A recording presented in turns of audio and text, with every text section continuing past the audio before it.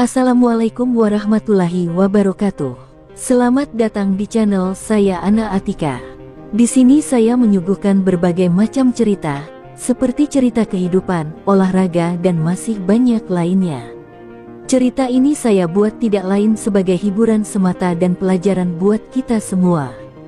Saya ucapkan terima kasih bagi yang sudah subscribe, semoga rezekinya lancar, dan yang belum subscribe segera untuk pencet kolom subscribe dan bunyikan loncengnya agar tidak ketinggalan cerita saya berikutnya. Baik, mari kita mulai saja ceritanya. Mentari musim panas menyengat aspal sirkuit Jerez, menciptakan ilusi fatamorgana di antara kerlip motor-motor balap yang melesat di ujung horizon.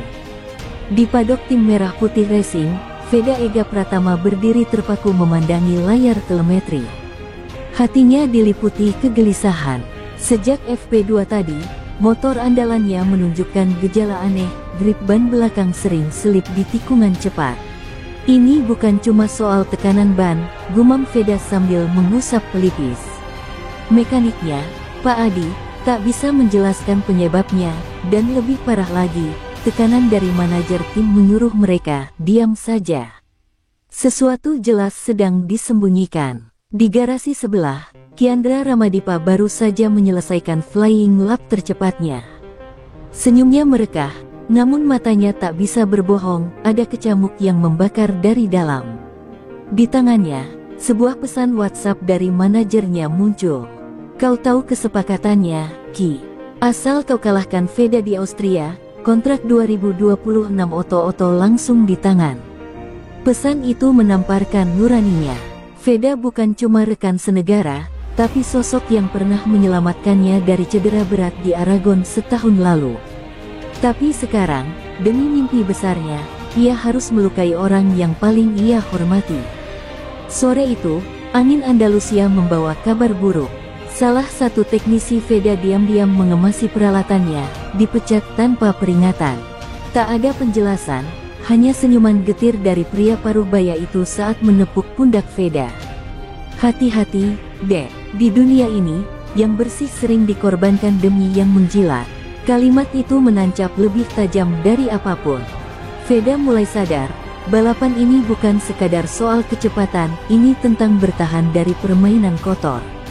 Kiandra, meski tampil tajam di sesi time attack, terlihat murung saat melihat Veda memeriksa motornya sendirian. Mereka sempat saling bertatapan. Kiandra mencoba membuka percakapan, tapi Veda hanya mengangguk dingin. Ada jurang sunyi yang kini membelah mereka, terbentuk dari ambisi dan ketidakjujuran yang tak mereka pilih sendiri. "Lo oke, Ved?" tanya Kiandra pelan. "Iya," jawab Veda datar. Tapi dari sorot matanya, Kiandra tahu Veda sedang menelan luka. Malamnya, di hotel tim, Veda menyendiri di balkon, menatap langit Spanyol yang asing. Ponselnya bergetar, pesan dari ayahnya muncul. "Kalau kamu dijatuhkan, pastikan kamu bangkit dengan kepala tegak. Jangan pernah tunduk ke sistem yang korup." Pesan itu jadi penguat. Di dalam dada Veda, api perlawanan mulai menyala. Tak peduli jika timnya sendiri menjegal, tak peduli jika orang-orang mulai berpaling. Ia bersumpah, di Austria nanti, akan kubuktikan siapa yang layak naik podium tanpa perlu menginjak siapapun. Dan di ujung malam yang panas itu, Kiandra menatap cermin di kamarnya, memukul dadanya sendiri. Ia tahu, jika ia menang dengan cara licik, mimpi itu tak akan ada artinya. Tapi apa yang bisa ia lakukan jika seluruh arah kariernya dikendalikan tangan-tangan yang tak kasat mata? Di antara bisikan kontrak dan tekanan sponsor, satu suara lirih dalam hatinya bertanya, "Apakah kamu siap mengkhianati sahabatmu demi jadi juara?" 4 hari menjelang race akhir Juli di Red Bull Ring, padok Moto3 mulai dipenuhi bisik-bisik panas. Rumor beredar cepat, tim Italia, Sforza GP, mendapat upgrade mesin baru dari pabrikan asal Jerman, diklaim punya akselerasi 0,2 detik. Lebih cepat per lap. Sementara itu, tim Veda masih berkutat dengan data lama. Di ruang briefing, kepala teknis mereka hanya berkata pelan, "Belum ada kabar dari pusat, Veda. Kita pakai paket mesin yang sama seperti 2 race lalu." Veda menunduk, Tapi hatinya menjerit. Sementara rivalnya mempersenjatai diri, ia malah ditinggal dengan senjata usang. Sementara itu, di sisi lain padok, Kiandra diam-diam menerima pengiriman motor prototipe baru dari sponsor bayangan. Motor itu hanya boleh digunakan jika cuaca kering, dengan catatan, semua data dan feedback harus dikirim ke laboratorium tim utama. "Kamu pembalap unggulan sekarang, Kiandra," kata sang manajer dengan suara menekan. "Ini bukan soal menang saja. Ini soal jadi wajah baru Asia di Eropa."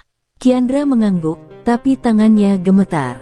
Ia sadar, ia tengah berada di permainan dua dunia, ambisi pribadi dan loyalitas terhadap Indonesia. Tapi dunia balap tak peduli soal itu, yang penting adalah siapa tercepat di garis finish. Di sesi latihan bebas pertama, Kiandra mencatatkan waktu tercepat, bahkan mengungguli rider-rider top Eropa. Padok geger. Media mulai menggiring narasi, Ramadipa, pembalap Asia penghancur dominasi Spanyol Italia. Veda sendiri terjebak di posisi 11, motornya kehilangan daya cengkeram di sektor 2. Tapi lebih menyakitkan lagi adalah komentar komentator internasional yang menyindir, Veda Pratama mulai kehilangan kilau, sementara Kiandra melesat sebagai bintang baru. Kalimat itu menusuk lebih dalam daripada crash. Malam harinya, Veda mendengar gumaman dari dua mekanik muda saat melewati garasi. "Kayaknya disuruh kalah deh," motor Veda kayak sengaja ditahan. Kasihan. Veda berhenti, tapi tidak menoleh. Ia tahu ia sedang jadi korban sistem lagi. Tapi ia tak bisa menuduh tanpa bukti. Ia hanya bisa berlatih lebih keras, tidur lebih sedikit, dan mempercayai instingnya sendiri. Meski tubuhnya dihajar tekanan, jiwanya menolak tunduk. Ia menuliskan satu kalimat di helmnya malam itu, yang tak diunggulkan akan menjadi legenda. Kiandra, meski terus dipuja media, mulai dihantui mimpi buruk. Ia terbangun berkeringat, membayangkan Veda jatuh di tikungan cepat karena setelan motor yang diubah. Ia mengingat senyuman Veda saat pertama kali mereka satu podium di Mandalika dulu. Hati kecilnya mulai memberontak, tapi ia terlalu dalam untuk mundur. "Gue harus menang, tapi kenapa rasanya malah kayak kalah?" bisiknya dalam gelap. Di Red Bull Ring nanti, semuanya akan dipertaruhkan. Sementara tim-tim Eropa saling sikut secara terbuka, pertarungan yang lebih kejam sedang terjadi di antara dua anak bangsa sendiri. Bukan hanya kecepatan yang akan diuji, tapi juga moralitas, kesetiaan, dan keberanian menolak sistem kotor. Veda bersiap menantang semuanya, dengan motor seadanya dan nyali tak berbatas. Sirkuit Red Bull Ring berdiri megah di tengah lembah Austria, dikelilingi kabut tipis yang menari pelan di atas bukit. Tapi di balik keindahan alamnya, Spielberg menyimpan atmosfer mencekam bagi Veda Ega Pratama. Begitu tiba di padok, ia langsung merasakan hawa berbeda. Beberapa teknisi asing dari pusat pabrikan terlihat mondar-mandir di garasi tim rival, membawa kotak hitam panjang yang tak lazim. Salah satu mekanik Veda berbisik lirih, "Mereka bawa ecu khusus, Dek. Mesin mereka bisa ngatur ulang tenaga pas tikungan keluar. Kita gak dikasih. Dunia ini benar-benar tak adil," pikir Veda. Di free practice pertama, Veda hanya mencatat waktu ke-14, padahal ia tampil maksimal. Tak lama setelah masuk pit, ia menemukan ada goresan tak biasa di sproket belakang. Pak Adi, mekanik setianya, memicingkan mata. Ini, seolah sengaja dikikir halus. Veda menatapnya dengan nadi berdegup kencang. Sabotase. Tapi oleh siapa? Dan kenapa? Di kejauhan, manajer tim mereka terlihat tertawa bersama. Perwakilan sponsor besar. Saat mata mereka bertemu, senyum itu hilang seketika. Veda mulai mengerti, ia bukan lagi pahlawan tim ini. Sementara itu, Kiandra terus menjadi sorotan. Di atas kertas, dia pembalap tercepat di 2 sesi latihan. Tapi jiwanya terus diganggu bisikan bersalah. Saat sesi briefing, ia diam-diam melihat bahwa data telemetri motornya sedang dikloning dan dikirim ke tim Eropa mitra sponsor. "Mereka pakai gue bukan buat menangin balapan," pikirnya, tapi buat dijadikan kelinci percobaan teknologi. Di saat publik menyanjungnya, Kiandra justru merasa seperti pion yang dipermainkan tangan tak kasat mata. Pada malam sebelum qualifying, Veda duduk di tribun kosong, memandangi trek sunyi dengan helm di pangkuannya. Tiba-tiba, seorang pria tua, mantan mekanik asal Jepang yang pernah bekerja di MotoGP, duduk di sebelahnya. "Kamu anak Indonesia itu?" "Ya," katanya dengan suara pelan. "Saya dengar kamu dikorbankan." Veda mengangguk lemah. Pria itu membuka sebuah kertas. Di sana tertera skema setelan mesin dan ecu milik tim rival. "Saya pernah kerja buat mereka, dan saya tahu mereka curang." Dengan tangan gemetar, Veda menerima dokumen itu, mungkin satu-satunya senjata untuk melawan. Tapi menghadapi sistem bukan perkara semudah mengungkap kebenaran. Veda tahu, jika ia buka suara, bukan hanya kariernya yang tamat, tapi nyawa orang-orang sekitarnya juga bisa terancam. Ia memilih satu jalan, membuktikan semuanya lewat balapan. Biar mereka hancur oleh fakta yang tak bisa dibantah, catatan waktu, garis finish, dan sorotan kamera dunia. Kiandra berdiri di kamar hotelnya malam itu, menatap pantulan dirinya di kaca. Wajahnya bukan lagi milik remaja polos pencinta balap, tapi wajah seseorang yang berada di persimpangan hidup, menghancurkan Veda demi kontrak jutaan euro, atau menghancurkan sistem dari dalam, dengan risiko kehilangan segalanya. Ia memejamkan mata, mencoba mendengar suara hatinya, tapi yang terdengar hanya deru mesin, pekikan sponsor, dan gema nama yang dikomersialisasi. Esok harinya, qualifying akan digelar. Tapi untuk Veda dan Kiandra, ini lebih dari sekadar menentukan posisi start. Ini adalah hari di mana keduanya harus memilih, berjuang demi kebenaran, atau menyerah pada kekuasaan yang membusuk. Pagi itu langit Spielberg mendung. Uap tipis keluar dari aspal sirkuit, seolah bumi pun turut menahan napas menyambut qualifying Moto3 yang akan menentukan arah takdir. Veda Ega Pratama berdiri di belakang pit wall, mengenakan jaket hujan lusuh, memeluk map berisi skema curang dari mantan teknisi Jepang. Ia tahu bahwa jika ia menyerahkan dokumen itu ke race direktor, akan ada gempa besar di dunia balap. Tapi di balik ketegasan matanya, tersimpan dilema, apa aku akan terlihat kalah jika melawan dengan laporan, bukan waktu.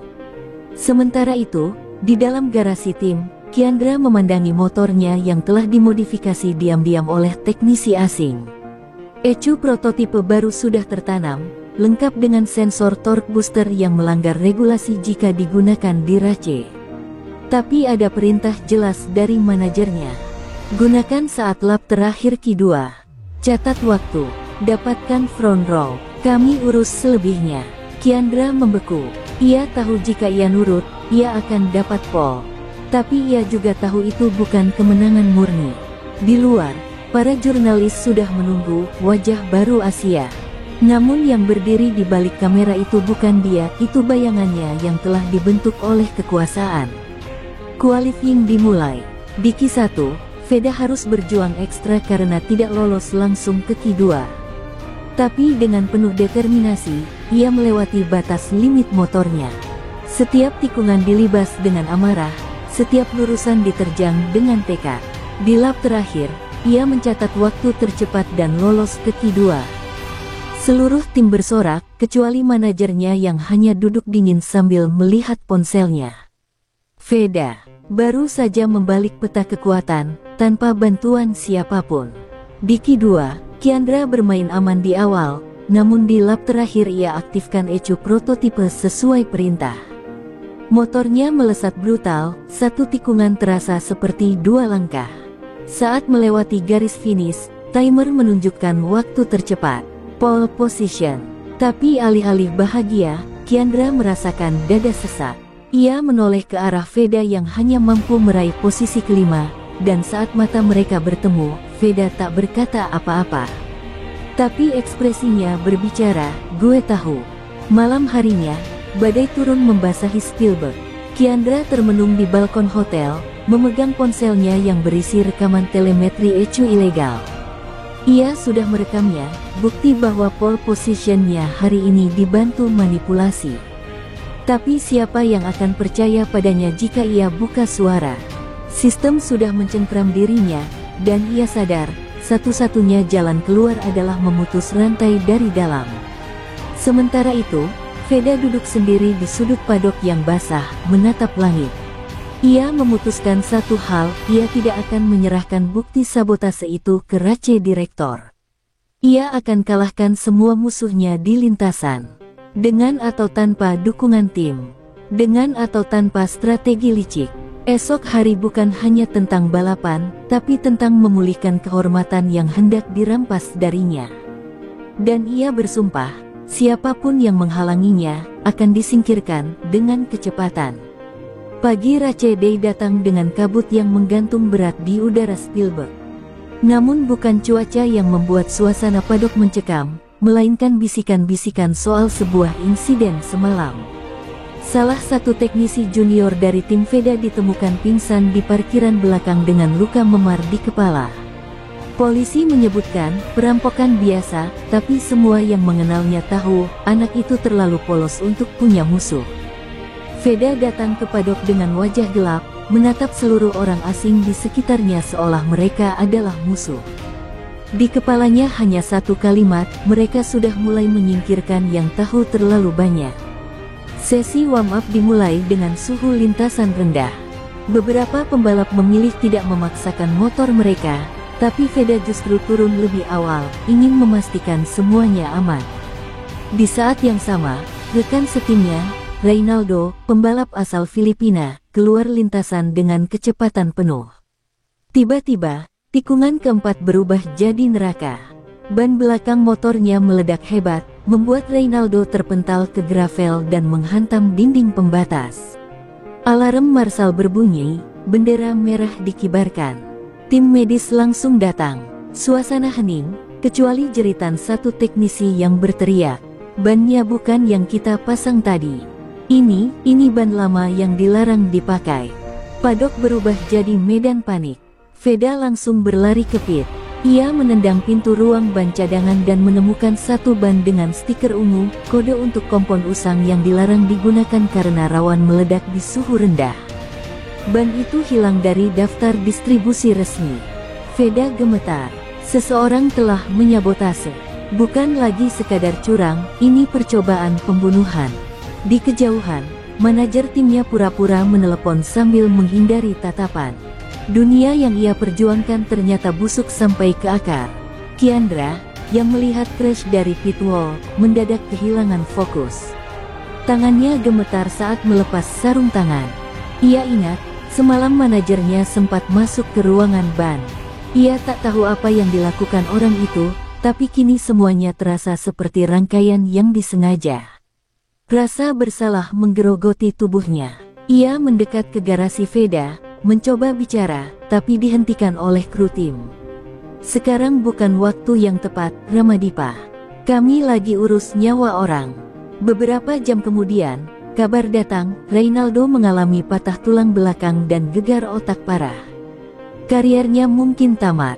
Veda duduk terdiam di sebelah ranjang rumah sakit darurat. Ia memegang tangan Reynaldo yang masih tidak sadar, lalu bersumpah dalam hati, "Cukup. Gue nggak akan diam lagi." Tapi bukan dengan laporan, ia akan buktikan semuanya lewat balapan.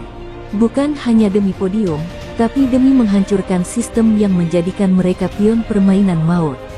Di ruangan berbeda, Kiandra duduk sendiri dalam kegelapan. Ia membuka kembali rekaman ecu ilegal yang ia simpan, lalu membuka draft email anonim. Tapi sebelum ia tekan tombol kirim, ia melihat pantulan wajahnya sendiri di layar, bukan sebagai pahlawan, tapi sebagai bagian dari jaringan yang menyebabkan tragedi ini. Air matanya jatuh, bercampur dengan kebencian terhadap dirinya sendiri. Kalau gue nggak bisa jujur, setidaknya biar lintasan yang bicara. Matahari sore menembus kabut tipis, menyinari sirkuit yang baru saja dibersihkan dari oli dan darah. Para marshal bersiap, tim-tim mulai memanaskan motor. Rache tinggal 1 jam lagi. Dan kali ini, bukan hanya kemenangan yang dipertaruhkan, tapi nyawa, harga diri, dan masa depan dua anak bangsa yang terperangkap dalam neraka motorsport elit. Grid Moto3 sore itu terasa seperti medan perang. Deru mesin memenuhi udara, namun di balik helm para pembalap, tak hanya strategi yang dipikirkan, tapi rasa takut, dendam, dan keyakinan. Veda Ega Pratama berdiri di posisi kelima, matanya menatap lurus ke depan, namun pikirannya melayang pada Reynaldo yang kini terbaring tak sadarkan diri. Kau dijatuhkan bukan karena lemah, tapi karena berada di jalan yang salah dari orang kuat, bisiknya dalam hati. Ia mengepalkan tangan di atas tangki motor, bertekad mengubah rasa takut menjadi bahan bakar keberanian. Kiandra berdiri di pole position, namun tak merasakan euforia seperti biasanya. Rasanya seperti berdiri di atas mimbar hukuman. Sorak-sorai penonton, sorotan kamera, dan tatapan kru tim tak ada artinya.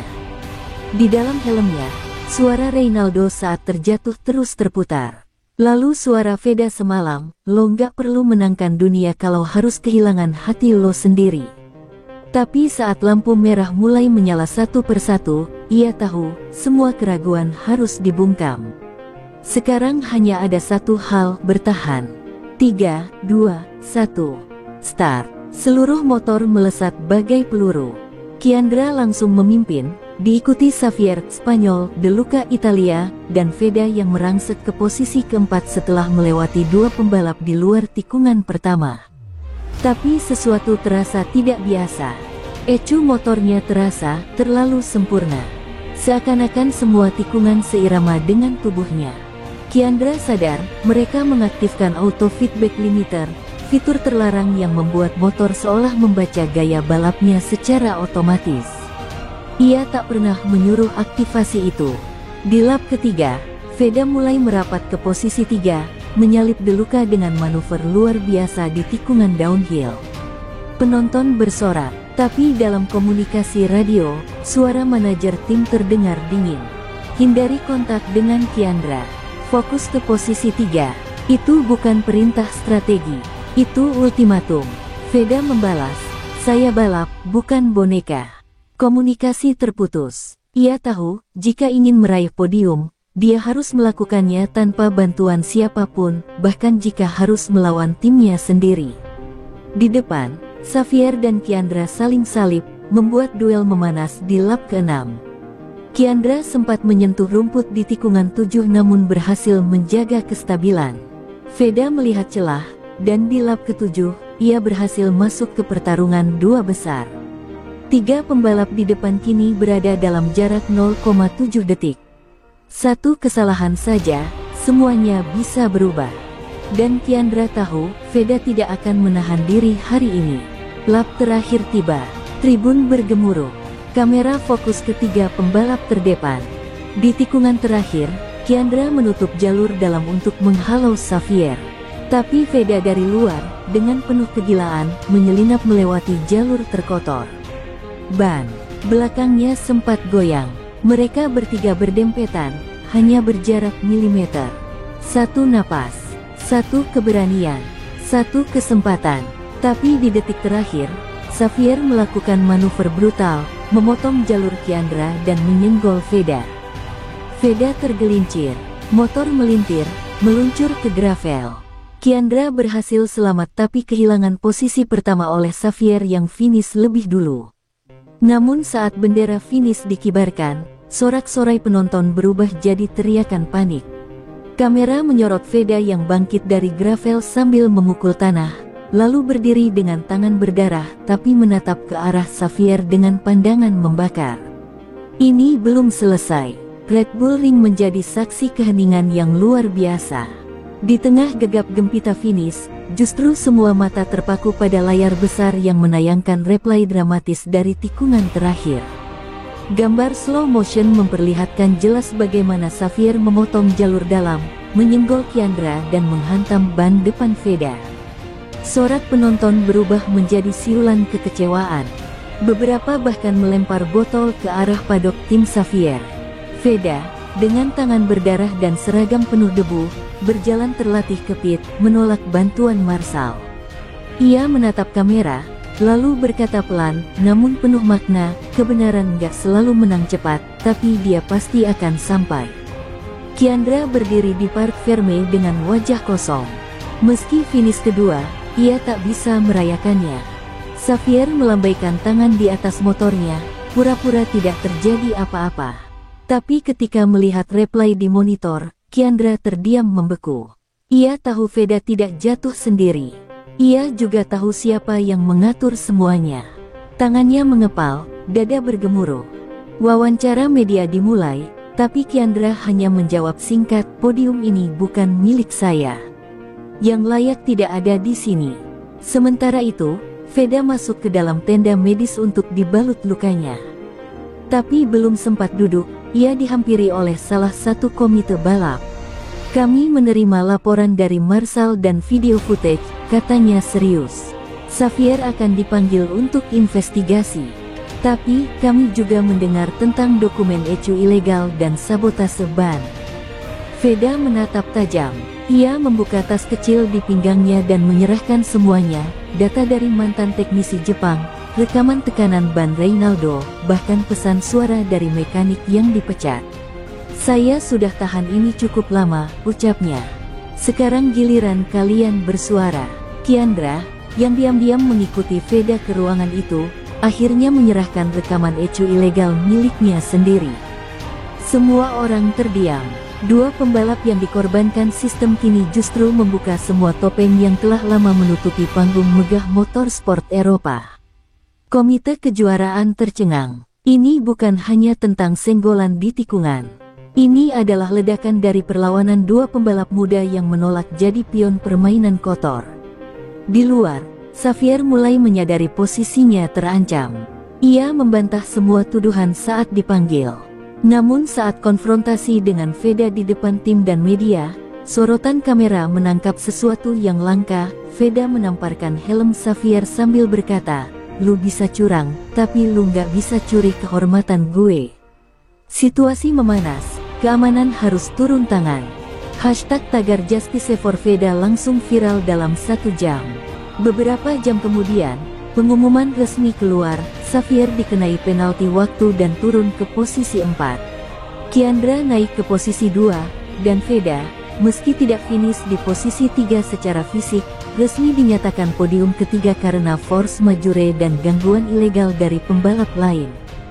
Seluruh sirkuit bersorak, tapi bagi Veda, ini bukan kemenangan.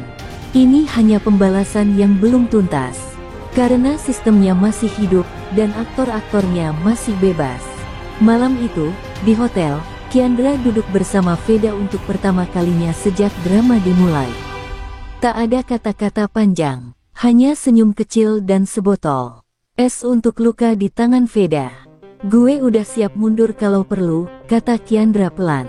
Tapi Veda menjawab sambil menatap langit Austria yang pekat, "Gak usah. Kita nggak mundur, kita ngelawan." Dari dalam, mereka tahu, ini belum akhir. Ini baru permulaan dari pertempuran melawan sistem yang selama ini mengendalikan segalanya. Keesokan harinya, halaman depan media balap dunia dipenuhi satu berita utama. Kebenaran meledak di Spielberg, dua pembalap Asia bongkar sabotase dan manipulasi balapan. Wajah Veda dan Kiandra terpampang berdampingan di antara headline dan footage dari insiden tikungan terakhir.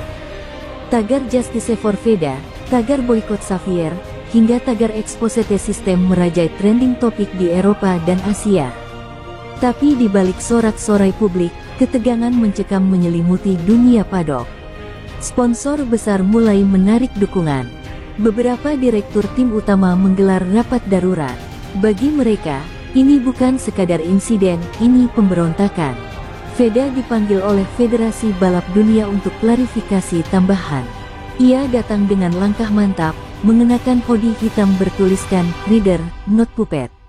Di dalam ruang sidang, mereka mencoba menyudutkannya, mempertanyakan validitas dokumen, motif pengungkapan, bahkan menyindir soal drama nasionalisme murahan. Tapi Veda hanya menjawab dengan satu kalimat, "Saya pembalap, tapi lebih dari itu, saya manusia. Dan saya nggak akan diam waktu sistem kalian nginjek teman saya sampai cacat." Keheningan menyergap, Tak ada yang berani menyahut. Sementara itu, Kiandra menerima surat ancaman via email anonim, hentikan. Atau musim depan tinggal mimpi. Tapi ketakutan yang dulu membelenggunya kini berubah jadi kemarahan. Ia tampil di konferensi pers resmi dan menyatakan mundur dari kontrak prototipe ilegal. Saya bukan produk, saya atlet, ucapnya tegas. Para wartawan berdiri dan bertepuk tangan. Salah satu media Jepang menulis, dua pembalap muda menyalakan revolusi diam. Namun tekanan datang tak hanya dari luar. Tim mereka sendiri mulai terbelah. Ada kru yang mendukung perlawanan, tapi ada pula yang ingin mendiamkan semuanya demi kestabilan bisnis. Seorang kepala mekanik senior menegur Veda, kalau kamu terus gini, tim kita bisa ditendang dari kejuaraan. Veda menjawab dengan mata menatap lurus, lebih baik ditendang daripada terus dipakai untuk menipu. Pihak federasi akhirnya mengeluarkan pengumuman, investigasi resmi dibuka terhadap Xavier, Sforza GP, dan dua sponsor besar atas dugaan manipulasi balapan, sabotase ban, dan pemakaian ECU ilegal. Tapi saat konferensi diumumkan, Veda menyadari satu hal yang membuat darahnya mendidih, manajer tim mereka tak disebut sama sekali. Sistem masih berusaha melindungi bagian-bagian kotor yang lebih tinggi. Mereka ingin mengorbankan Xavier dan beberapa pihak kecil sebagai kambing hitam, lalu menyapu sisa fakta ke bawah karpet. Di padok, bendera merah kecil dikibarkan di depan beberapa garasi, tanda bahwa tim-tim tersebut tengah diselidiki dan tak boleh melakukan aktivitas teknis sampai pemberitahuan berikutnya. Tapi satu garasi tetap terang, dengan aktivitas berjalan normal, garasi Xavier.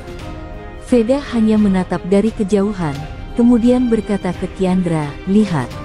Ini belum berakhir. Kiandra menoleh pelan, gue tahu. Dan itu artinya, kita belum boleh berhenti.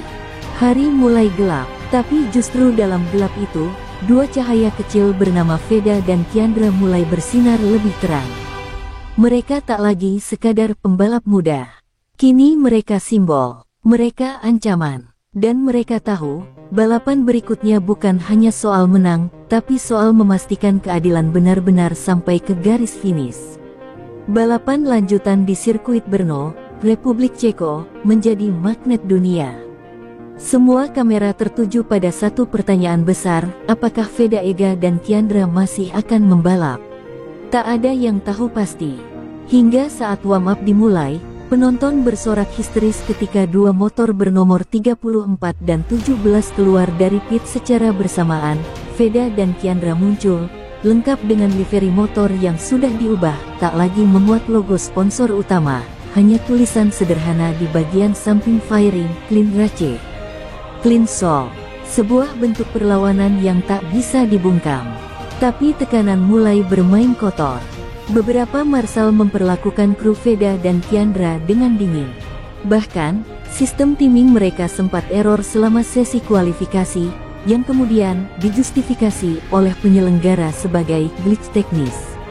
Tapi yang membuat semua makin panas adalah ketika nama Xavier tetap diumumkan sebagai pole sitter, meski sedang diselidiki. Penonton mulai meneriakkan, curang, curang. Tapi Xavier hanya melambaikan tangan, arogan, seolah tak tersentuh. Balapan berlangsung intens. Hujan turun di lap ke-8. Trek menjadi licin. Veda dan Kiandra, yang memulai dari posisi 8 dan 10, naik perlahan ke depan. Di lap terakhir, hanya 3 pembalap tersisa di rombongan terdepan, Veda, Kiandra, dan Xavier. Hening menyelimuti tribun. Tikungan terakhir kembali menjadi medan nasib. Veda mencoba menyusul di dalam, Xavier menutup jalur dengan keras, terlalu keras. Tapi kali ini, Kiandra yang berada di belakang, mengambil keputusan gila. Ia menyodok dari sisi luar, membuat Xavier terjepit dan kehilangan traksi. Xavier tergelincir dan menabrak pembatas. Veda dan Kiandra meluncur bersama ke garis finish. Dan untuk pertama kalinya dalam sejarah Moto3 modern, 2 rider asal Indonesia berdiri bersisian di podium pertama dan kedua. Kiandra juara, Veda runner up. Tangis tak terbendung. Kamera menangkap Veda menepuk pundak Kiandra, lalu memeluknya di atas podium. "Lo gila, tapi lo selamatin kita semua," kata Veda sambil tertawa dalam tangis. Kiandra hanya menjawab lirih, "Udah waktunya kita yang nulis sejarah." Namun saat seremoni podium berlangsung, suasana berubah dramatis. Seorang mantan mekanik tim utama tiba-tiba naik ke panggung dan menyerahkan flash disk berisi bukti bahwa Xavier menerima instruksi untuk menjatuhkan Veda sejak 2 seri sebelumnya, dan semuanya disponsori langsung oleh manajer tim pusat. Penonton terdiam, MC acara membeku, para petinggi tim pucat pasi. Live broadcast nyaris dipotong, tapi sudah terlambat, kebenaran sudah tersebar. Kiandra langsung berlutut dan menangis. Veda berdiri kaku, menatap kerumunan dengan mata berkaca-kaca. Tapi kali ini bukan karena sakit, melainkan karena keadilan akhirnya berdiri di sisinya. Musik nasional Indonesia berkumandang dari podium utama, tak hanya sebagai simbol kemenangan, tapi juga simbol perlawanan yang berhasil menembus beton kepalsuan sistem balap dunia. Saat matahari terbenam di atas Brno, dunia tahu, ini bukan akhir cerita, ini awal dari era baru. Dan 2 anak muda dari Indonesia, yang pernah diremehkan, kini telah menjadi simbol keberanian dan integritas yang tak bisa dibeli oleh uang, kekuasaan, atau pole position palsu. 3 hari setelah podium Brno yang bersejarah, dunia balap menjadi ladang politik panas. Federasi mengeluarkan sanksi terhadap Xavier, diskualifikasi selama 1 musim, pengembalian poin, dan investigasi menyeluruh terhadap tim Forza GP. Namun anehnya, nama manajer utama masih belum tersentuh. Di balik layar, Veda dan Kiandra menerima tawaran gila, kontrak, diam, dari federasi, bernilai jutaan euro, dengan syarat mereka tak lagi membahas kasus sabotase itu di depan publik. Sederhana, uang, ketenaran, dan keamanan, asal tutup mulut. Malam itu, mereka berdua duduk di balkon hotel. Tak ada kata, hanya suara angin Brno yang membawa aroma tanah basah dan keputusan yang harus diambil. Veda menatap kontrak itu, lalu sobek pelan-pelan hingga terbang ke udara.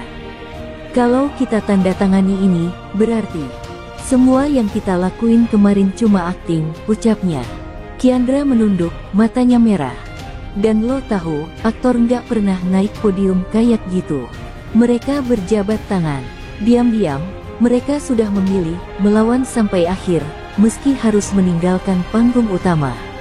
Keesokan paginya, mereka menggelar konferensi pers pribadi. Tanpa tim, tanpa sponsor. Hanya mereka berdua. Di depan mikrofon, Veda membuka suara. "Kami tidak akan memperpanjang kontrak musim depan. Dunia ini terlalu sempit untuk pembalap jujur, tapi dunia luar masih luas. Kami akan bangun sesuatu yang baru, untuk pembalap, oleh pembalap." Kiandra menambahkan dengan suara bergetar, "Kami tahu risikonya. Tapi kalau balapan ini bukan lagi tentang kecepatan, melainkan tipu daya, kami memilih keluar, dan membangun lintasan kami sendiri." Media meledak. Sebagian menyebut mereka gila, sebagian menyebut mereka legenda. Tapi di balik keraguan publik, muncullah gelombang dukungan. Ex-pembalap, kru senior, bahkan produsen motor independen mulai menghubungi mereka. Dunia melihat kemungkinan baru, sebuah kejuaraan alternatif, bebas dari tekanan sponsor dan manipulasi sistem. Sebuah revolusi yang mungkin lahir dari 2 anak muda yang memilih kehilangan segalanya demi menyelamatkan makna balapan itu sendiri. Beberapa minggu kemudian, Veda dan Kiandra terlihat di sirkuit kecil di Italia. Bukan sebagai peserta kejuaraan, tapi sebagai perintis, menguji motor listrik prototipe dari tim independen, dengan sistem kontrol terbuka dan sensor transparan. Mereka mulai mengumpulkan bakat muda dari Asia, Afrika, dan Amerika Selatan, talenta yang selama ini dibungkam oleh sistem yang sama. Dari pinggiran dunia balap, mereka mulai membangun kerajaan kecil, sebuah lintasan baru yang tak memerlukan izin dari siapapun kecuali hati nurani. Dan begitulah, kisah Veda Ega dan Kiandra tak berakhir di garis finish, tapi justru dimulai di luar lintasan resmi. Mereka tak lagi mengejar podium, tapi menciptakan tempat di mana kebenaran, keberanian, dan kebebasan menjadi bendera utama. Dalam buku sejarah Moto3, nama mereka mungkin hanya disebut sekali. Tapi dalam hati jutaan anak muda, mereka akan diingat sebagai dua pembalap yang memilih jalan sulit demi menjaga makna sejati dari kata balapan.